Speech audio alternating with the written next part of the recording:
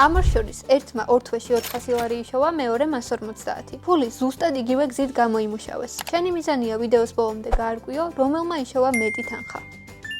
რა იყო შენი პირველი ბიზნესი, რომლითაც თანხა გამოიმუშავე? სამაჯურები ავაწყო და გავყიდე. სკოლის კონსპექტები გავყიდე. რისთვის აგროვებ ფულს ახლა? ტელეფონისთვის. ბას-გიტარისტვის. რა გზით გიშოვნია ყველაზე მარტივად ფული?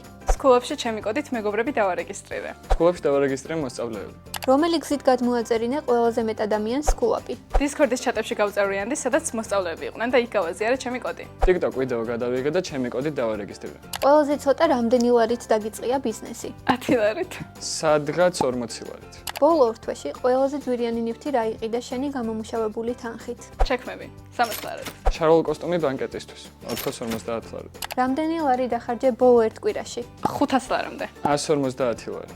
ახლა უნდა გამოიცნო, რომელმა იშოვა უფრო მეტი ფული ორ თვეში. 1, 2, 3. 1 ნაბიჯით წინ. სწორად გამოიცანი? დაგვიწერე კომენტარებში.